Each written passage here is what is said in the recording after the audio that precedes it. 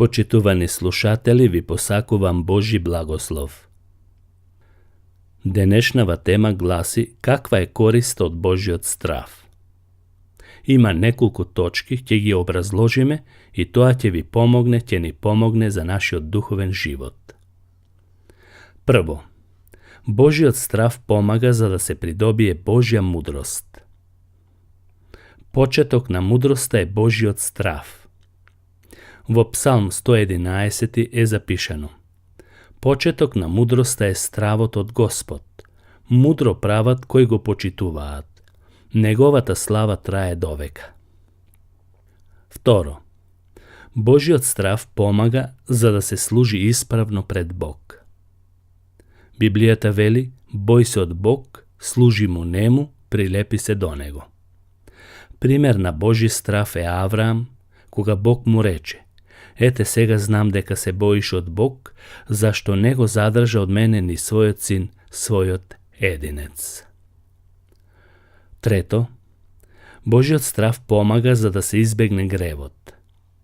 Библијата вели во Псалм 4: треперете и не грешете. Размислувајте во срцата на вашите легла и молкнете.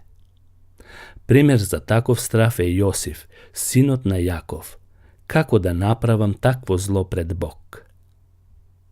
Четврто, Божиот страв помага за да се има добра управа над Божиот народ. Јотор му вели на Мојсеј: избери за служба луѓе кои се бојат од Бог. Тогаш избери од целиот народ способни луѓе кои се бојат од Бог, праведни, кои го мразат подкупот, па постави ги за главатари на народот: илјадници, стотници, педесетници и десетници. Петто, Божиот страв помага за да се намножува црквата. Во Дела на апостолите 9 глава 31 стих е запишано: и така, црквите по цела Јудеја, Галилеја и Самарија беа во мир, се изградуваа и одеа во Господовиот страв, со утехата на Светиот Дух се намножуваа. Шесто, Божиот страв помага за да се придобие благослов. Пример за тоа имаме со бабиците во Египет. Египетскиот цар им се обрна на еврејските бабици, од кои името на едната и беше Сепфора, а на другата Фуа, па им рече, или нареди: кога при раѓањето им помагате на еврејките, наблюдувајте, ако е детето машко, убијте го, ако е женско, нека живее. Но бабиците се боеа од Бог и не правеа како што им нареди египетскиот цар, туку ги оставаа во живот машките деца. Затоа египетскиот цар ги повика бабиците и им рече: зошто работевте така и ги остававте во живот машките деца?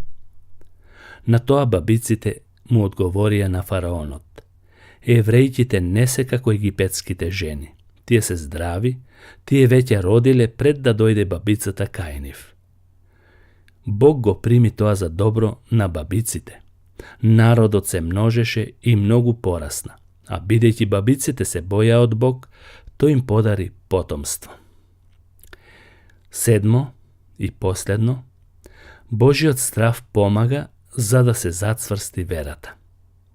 Јаков го нарече местото Ветил каде што сонуваше, затоа тој дојде, даде 3 ветувања.